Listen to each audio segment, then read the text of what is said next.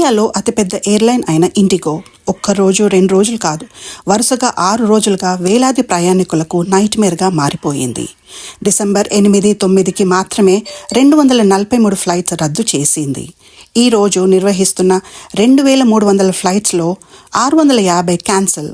Social మీడియాలోని videos, ఎయిర్పోర్ట్లో floor మీద పడుకొని నిద్రపోతున్న ఫ్యామిలీస్, పిల్లల ఏడుపులు, ఇదంతా ఒక సేఫ్టీ రూల్, ఒక ప్లానింగ్ లోపం.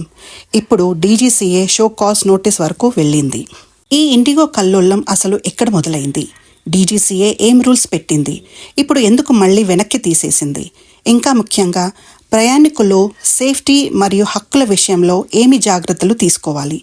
ఈ వీడియోలో క్లియర్గా బ్రేక్ డౌన్ చేస్తాం, కాబట్టి చివరి వరకు తప్పక చూడండి. ఎఫ్డిటిఎల్ రూల్స్ అంటే ఏమిటి? ఈ మొత్తం డ్రామా సెంటర్లో ఉంది ఒక పదం, ఎఫ్డిటిఎల్, అనగా flight duty time limitations.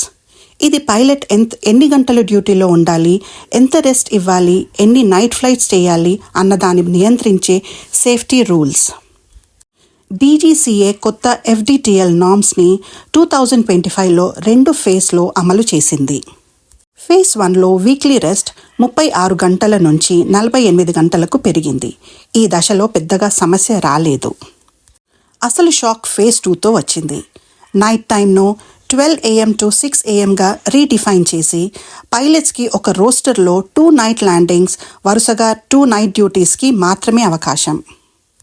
Safety point of వ్యూలో చూస్తే ఇవన్నీ మంచి మార్పులే. కానీ ఎయిర్లైన్కి కావాల్సిన పైలట్స్ సంఖ్య, రోస్టర్ ప్లానింగ్ ప్రాపర్గా చేయకపోతే అదే అపారమైన క్యాన్సిలేషన్స్గా మారుతుంది. ఇదే ఇండిగో కేస్. ఇండిగో ఎక్కడ పొరబడిపోయింది? కొత్త రూల్స్ వస్తున్నాయని ముందే తెలుసు. డీజీసీఏ కూడా 2024 నుంచి మార్పుల గురించి చెబుతోంది. కానీ రిపోర్ట్స్ ప్రకారం ఇండిగో యాక్చువల్ గ్రౌండ్ రియాలిటీలో కొన్ని పెద్ద మిస్టేక్స్ చేసింది. ఫేజ్ 2 వల్ల ఎంత అదనపు క్రూ అవసరం అవుతుందో అండర్ ఎస్టిమేట్ చేసింది. కావలసిన పైలట్స్ 2422 క్యాప్టెన్స్, కానీ ఇప్పుడు ఉన్నది 2357 మాత్రమే. Pilot hiring, training, buffer crew ప్లానింగ్లో అగ్రెసివ్గా ముందే స్కేలప్ చేయలేదు. దీనికి తోడు వారి ఎక్స్ప్లెనేషన్ ప్రకారం tech glitches, winter schedule, weather, congestion అన్నీ కలిసి ఒకే టైంలో హిట్ చేశాయి. దీని ఫలితం డిసెంబర్ 5న 1600 ఫ్లైట్లు రద్దు. పంక్చువాలిటీ 8.5%కి పడిపోయింది. డే 1 నుంచి డే 6 వరకు ఢిల్లీ, ముంబై, బెంగళూరు, హైదరాబాద్ లాంటి హబ్స్లో గంటల తరబడి cues, cancellations, rebookings.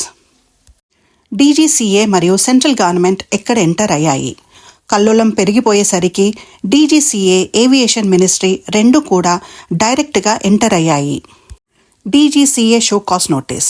CEO Peter Elbers, accountable manager Isidro పోర్కోరస్కు 24 గంటల ఎక్స్ప్లెనేషన్ ఇవ్వాలని ఆదేశం. Ministry 24/7 control room, fare surge cap, refunds త్వరగా క్లియర్ చేయాలని స్ట్రిక్ట్ ఆర్డర్స్ చేసింది. ఇండిగోని డిసెంబర్ 7 సాయంత్రం 8 గంటల్లోగా 610 కోట్ల రిఫండ్స్ క్లియర్ చేయాలని డెడ్ లైన్ పెట్టింది. ఇంతలో ఒక sensitive point.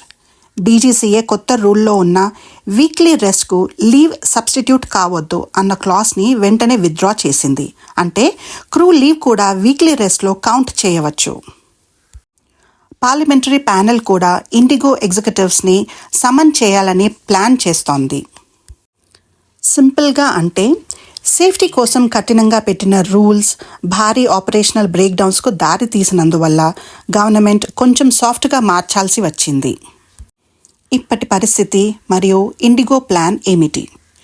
IndiGo CEO Peter ఎల్బాస్ ఒక వీడియోలో పబ్లిక్గా అపాలజైజ్ చేస్తూ సిచ్యువేషన్ నార్మల్ అవ్వడానికి టైం పడుతుందని చెప్పాడు.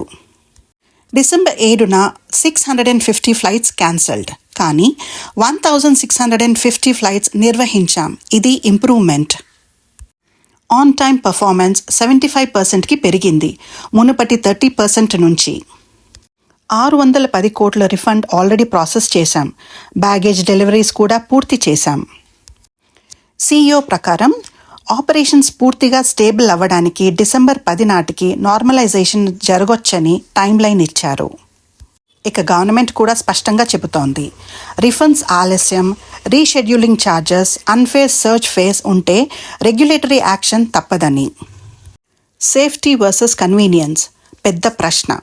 ఇక్కడ మెయిన్ డిబేట్ ఏంటంటే, ఒకవైపు పైలట్స్, సేఫ్టీ ఎక్స్పర్ట్స్ అంటున్నారు ఎఫ్డిటిఎల్ నార్మ్స్ సాఫ్ట్ చేస్తే ఫెటీగ్ పెరిగి రిస్క్ కూడా పెరుగుతుందని.